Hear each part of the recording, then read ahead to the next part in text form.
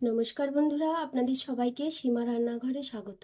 আজ আমি রান্না করব কচি পাঁঠার ঝোল। তো কচি পাঁঠার ঝোল রান্না করার জন্য দেখুন, এখানে আমি 1 কিলো কচি পাঁঠার মাংস নিয়ে নিয়েছি।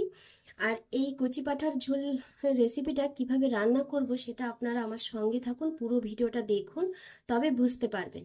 তো এই কচি পাঁঠার ঝোলের রেসিপিতে আমি কি কি মশলা ব্যবহার করছি সেইটা একটু আপনাদের দেখিয়ে দিই। এই তো দেখুন, এখানে আমি নিয়ে নিয়েছি কাঁচা লঙ্কা কুচি। কাঁচা লঙ্কাগুলোকে আমি মাঝখান দিয়ে চিড়ে একটু ফালা করে নিয়েছি। এখানে আমি গোটা একটা রসুনকে খোসা ছাড়িয়ে থেতো করে নিয়েছি। এখানে ছোট সাইজের 4-5টা পেঁয়াজকে পাতলা পাতলা করে কেটে নিয়েছি। আমি পেঁয়াজগুলোকে কিন্তু বাটিনি, গোটা পেঁয়াজকে আমি পাতলা করে কেটে নিয়েছি।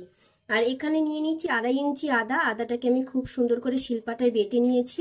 এখানে নিয়ে নিয়েছি ক্যাপসিকাম, একটা মাঝারি সাইজের ক্যাপসিকামটাকে সুন্দর করে এরকম করে টুকরো করে কেটে নিয়েছি। আর এই কচি পাঁঠার ঝোলটা আমি আলু দিয়ে করব, তার জন্য দেখুন এখানে আমি আলু নিয়ে নিয়েছি। আলুগুলোকে কিন্তু একটু বড় সাইজ করে কেটেছি। তো চলুন এই রেসিপিটা আমি কিভাবে রান্না করছি। তো আপনারা আমার সঙ্গে থাকুন, পুরো ভিডিওটা দেখুন, তবে বুঝতে পারবেন আমি এই রেসিপিটা কিভাবে রান্না করব। দেখুন, আমি রেসিপিটা রান্না করার জন্য উনুনে একটা কড়াই বসিয়ে দিয়েছি। কড়াইটা গরম হয়ে গেছে। এখন কড়াইতে আমি তেল দিয়ে দিচ্ছি। কড়াইতে আমি তেল দিয়ে দিলাম। তেলটা গরম হয়ে গেছে। এখন আমি আলুগুলোকে একটু ভেজে নেব লাল লাল করে। এখন আলুগুলোকে আমি তেলের মধ্যে দিয়ে দিয়েছি। দিয়ে এখন উল্টিয়ে পাল্টিয়ে লাল লাল করে ভেজে নেব একটু আলুগুলোকে। আর তেলের মধ্যে একটু দিয়ে দেবো সামান্য একটু হলুদের গুঁড়ো। সামান্য একটু হলুদের গুঁড়ো দিয়েছি, তাতে করে আলু ভাজার পরে কালারটা কিন্তু খুব সুন্দর হবে, সেই জন্য। এখন আলুগুলো ভাজা হয়ে গেছে। এখন আমি আলুগুলোকে তুলে নিচ্ছি। তো আমার এই রেসিপিগুলো আপনাদের কেমন লাগছে সেটা অবশ্যই কমেন্ট করে জানাবেন। যদি ভালো লাগে তাহলে একটা লাইক করবেন, শেয়ার করবেন। যারা আমার চ্যানেলটা নতুন দেখছেন তারা অবশ্যই একটা সাবস্ক্রাইব করবেন। পাশে বেল আইকনটি ক্লিক করবেন, যাতে করে প্রতিদিন যে আমি এত সুন্দর সুন্দর ভিডিওগুলো ছাড়ছি সেই ভিডিওগুলো সবার প্রথমে আপনাদের কাছে পৌঁছে যায়। তো যারা ফেসবুক পেজ থেকে দেখছেন আমার এই রেসিপিগুলো, তারা ফেসবুক পেজটি ফলো করে যাবেন। আলুগুলোকে ভেজে তুলে নিয়েছি। আর সেই কড়াইতেই আমি দিয়ে দেব এখন গোটা মশলা। গোটা মশলাটা হচ্ছে 2টো তেজপাতা দেব, 2টো তেজপাতা, 2টো দারচিনি স্টিক, একটা শুকনো লঙ্কা। এই ফোড়নটাকে একটু ভেজে নেব। গোটা মশলাগুলো ভাজা হয়ে গেছে। এখন আমি দিয়ে দেব থেতো করে রাখা রসুন। রসুনটাকে একটু তেলে নেড়ে চেড়ে ভেজে নেব। গ্যাসের ফ্লেমটা এখন আমি মিডিয়ামে রাখবো। তো রসুনটা কিন্তু খুব বেশি ভাজা যাবে না, হালকা করে ভাজতে হবে, যাতে করে রসুনের যে কাঁচা গন্ধটা আছে গন্ধটা চলে যায়। তো এখন আমি দিয়ে দেব কুচিয়ে রাখা পেঁয়াজ। পেঁয়াজটাকে আমি তেলের মধ্যে সুন্দর করে নেড়ে চেড়ে লাল লাল করে ভেজে নেব। আর তেলটা কিন্তু খুব বেশি দেব না, যেহেতু কচি পাঁঠার ঝোল করব, সেই জন্য তেলটা খুব সামান্য দিতে হবে। খুব বেশি তেল দিলে কিন্তু কচি পাঁঠার ঝোলের রেসিপিটা কিন্তু ভালো হয় না খেতে। পেঁয়াজগুলো কিন্তু একটু নরম হয়ে গেছে। এখন আমি দিয়ে দেবো টমেটো কুচি। তো টমেটোটা আমি আপনাদের প্রথমে দেখাইনি, নেওয়া হয়নি, তাই দেখানো হয়নি। তো এখানে আমি একটা টমেটো 4 ভাগের 1 ভাগ দিয়েছি। তো এই টমেটোটাকে ভালো করে পেঁয়াজের সঙ্গে কষিয়ে নেব। আর দিয়ে দেবো সামান্য একটু নুন। এটা দিয়ে দিলে পেঁয়াজ আর টমেটোটা খুব সুন্দরভাবে সেদ্ধ হয়ে যাবে আর নরম হয়ে যাবে। টমেটোটাও কিন্তু খুব সুন্দর গলে গেছে আর পেঁয়াজটাও খুব সুন্দর নরম হয়ে গেছে। তো এখন আমি দিয়ে দেব পরিমাণ মতো হলুদের গুঁড়ো। এখানে আমি মাংসতে যতটা হলুদের গুঁড়ো লাগবে পুরোটাই দিয়ে দিচ্ছি আমি। দিয়ে দেব নুন স্বাদ মতো। তো আমাকে নুনটা একটু বুঝে দিতে হবে, যেহেতু পেঁয়াজের সঙ্গে আমি নুন দিয়েছিলাম, সেই জন্য। তো এখানে আমি দিয়ে দিচ্ছি 2 চামচ নুন। আর প্রথমে দিয়েছিলাম হাফ চামচ পরিমাণ, তো 2.5 চামচ নুন দিয়েছি আমি 1 কিলো মাংসের জন্য। পরে একটু টেস্ট করে দেব যদি প্রয়োজন হয়। তো এখন আমি দিয়ে দিচ্ছি আদা বাটা। আদা বাটাটা দিয়ে একটু ভালো করে মশলাটার সঙ্গে কষিয়ে নেব। দিয়ে দেব কাঁচা লঙ্কা কুচি, দিয়ে একটু ভালো করে নেড়ে চেড়ে কষিয়ে নেব। এবার আমি জিরের গুঁড়ো, এখানে আমি ছোট চামচে 2 চামচ পরিমাণ জিরের গুঁড়ো দিয়েছি। খুব বেশি মশলা কিন্তু দেওয়া যাবে না এই মাংস রেসিপিটাতে, খুব সামান্য করে মশলাগুলো দিতে হবে, না হলে কিন্তু মশলা মশলা ভাব হয়ে যাবে। অতিরিক্ত গ্রেভিটা ঘন হয়ে গেলে রেসিপিটা খেতে ভালো লাগে না। তো এখন আমি দিয়ে দেবো কালারের জন্য কাশ্মীরি লঙ্কার গুঁড়ো।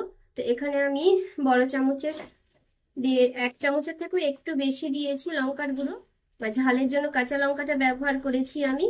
তো এই মশলাগুলোকে একটু ভালো করে কষিয়ে নেব। আর গ্যাসের ফ্লেমটা এখন আমি কমিয়ে, যেহেতু একদম কড়াইয়ের সঙ্গে লেগে গেছে, এখন আমি দিয়ে দেবো সামান্য একটু জল।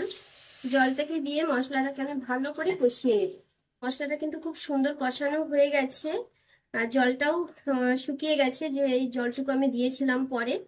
তো এখন দিয়ে দেবো আমি যে পাঁঠার মাংসটা আমি ধুয়ে রেখেছিলাম, সেই মাংসটাকে দিয়ে দিচ্ছি।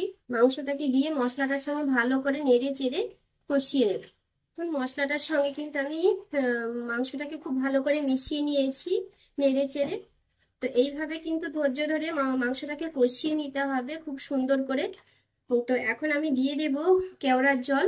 1 চামচ পরিমাণ আমি কেওড়ার জল দিয়ে দিচ্ছি, আর 1 চামচ পরিমাণ গোলাপ জল দিয়ে দিচ্ছি। দিয়ে এই মাংসটাকে খুব সুন্দরভাবে কষিয়ে কষিয়ে রান্না করতে হবে।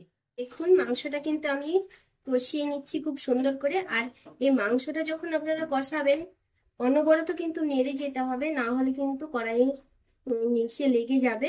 যেহেতু তেল মশলাটা খুবই কম আছে, সেই জন্য অনবরত নাড়তে হবে এই মাংসটাকে। এখন আমি দিয়ে দেব মাংসটার মধ্যে যে ক্যাপসিকামটা কেটে রেখেছিলাম আমি, সেই ক্যাপসিকামের টুকরোগুলোকে। ক্যাপসিকামটাকে দিয়ে ভালো করে আমি মাংসটার সঙ্গে কষিয়ে নেব। দেখুন মাংসটা কিন্তু কষানো হয়ে গেছে। তো কষানো হয়েছে কিনা আপনারা বুঝবেন কি করে? এই যে আমি ভাজা মশলাটাকে আমি প্রথমে সুন্দর করে কষিয়ে নিয়েছিলাম, সেই মশলাটা দেখুন খুব সুন্দরভাবে মাংসর গায়ে গায়ে হয়ে গেছে। মশলা কিন্তু আর কড়াইতে লেগে নেই, আর দেখুন তলায় লেগে যাচ্ছে। তো মশলাটা খুব সুন্দর করে যখন মাংসটার গায়ে লেগে যাবে, তখনই বুঝতে হবে যে মাংসটা কষানো হয়ে গেছে। তো এখন জল দিয়ে দেওয়ার প্রয়োজন।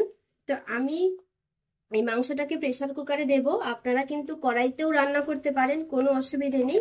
তবে হ্যাঁ, যে জলটা আপনারা মাংসটাতে দেবেন ঝোলের জন্য, সেই জলটা কিন্তু গরম জল দেবেন।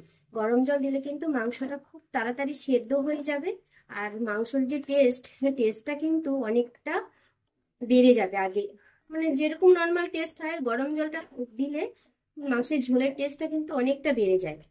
তো এখন আমি এটাকে নামিয়ে একটা প্রেসার কুকারে দিয়ে দেব। দিয়ে 2টো সিটি মেরে নেব। আপনারা যদি কড়াইতে রান্না করেন তাহলে একটু সময় লাগবে, তো সময় নিয়ে রান্না করতে হবে। আমি প্রেসার কুকারে দেওয়ার আগে যে ভেজে রেখেছিলাম আলুগুলোকে দিয়ে দেব। আলুগুলোকে দিয়ে একটু নেড়ে চেড়ে মিশিয়ে নেব মাংসটার সঙ্গে। এখন মাংসটাকে আমি প্রেসার কুকারে দিয়ে দিয়েছি। এখন দিয়ে দেব ঝোলের জন্য জল। তো যে কড়াইতে আমি মাংসটাকে কষিয়েছিলাম, সেই কড়াইটাকে ধুয়ে গরম জলটা দিয়ে দিচ্ছি ঝোলের জন্য। তো এখানে আমি 1 গ্লাস জল দিয়েছি। তো যেহেতু আমি পাতলা ঝোল করব, সেই জন্য আমি এখানে হাফ লিটারের থেকেও বেশি জল ব্যবহার করব। দেখুন মাংসটা কিন্তু এখনো ডুবে যায়নি জল দিয়ে। তো এখানে আমাকে আরো একটু জল ব্যবহার করতে হবে, যেহেতু মাংসটা সেদ্ধ হবে, আলুটা সেদ্ধ হবে, সেই জন্য এখানে আমাকে আরো হাফ গ্লাস জল ব্যবহার করব। জলটা দিয়ে দিচ্ছি আমি এখানে।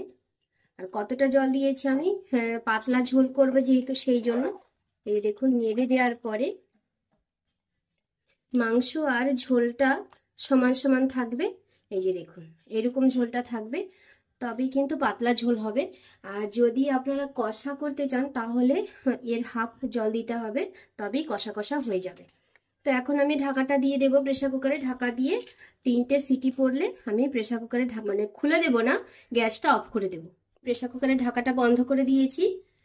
তো 3টে সিটি পড়ুক। তো চলুন দেখি মাংসটা কেমন হয়েছে। 3টে সিটি পড়ার পরে আমি গ্যাসটা অফ করে দিয়েছি, আর সম্পূর্ণ গ্যাসটা ভেতরে মজে গেছে। তারপরে আমি ঢাকাটা খুলছি, দেখি এখন কেমন হয়েছে। দিয়ে দেখুন ঝোলটা খুব সুন্দর হয়েছে, কালারটা দেখতে, আর খেতেও কিন্তু ভীষণ টেস্টি হয়। এই যে দেখুন, যেহেতু পাতলা ঝোল করেছি আমি, তাই ঝোলটা একটু বেশি দিতে হয়েছে। এই যে, আর মাংসটা কত সুন্দর সেদ্ধ হয়ে গেছে সেটা একটু আপনাদের দেখিয়ে দিই। দেখুন মাংসটা কেমন সেদ্ধ হয়েছে। মাংসটা কিন্তু খুব সুন্দরভাবে কাঁটার সঙ্গে থেকে আলগা হয়ে গেছে। মাংসটা খুব সুন্দর সেদ্ধ হয়েছে, কিন্তু গরম প্রচন্ড, আমি ধরতে পারছি না। এই দেখুন খুব সুন্দর নরম সেদ্ধ হয়ে গেছে। তো আমার এই রেসিপিটা আপনাদের কেমন লাগলো সেটা কমেন্ট করে জানাবেন। যদি ভালো লাগে তাহলে একটা লাইক করবেন, শেয়ার করবেন। যারা আমার চ্যানেলটা নতুন দেখছেন তারা অবশ্যই একটা সাবস্ক্রাইব করবেন। পাশে বেল আইকনটি ক্লিক করবেন, যাতে করে প্রতিদিন যে আমি ভিডিওগুলো ছাড়ছি, সেই ভিডিওগুলো সবার প্রথমে আপনাদের কাছে পৌঁছে যায়। যারা আমার রেসিপিটা ফেসবুক পেজ থেকে দেখছেন তারা অবশ্যই ফেসবুক পেজটি ফলো করবেন।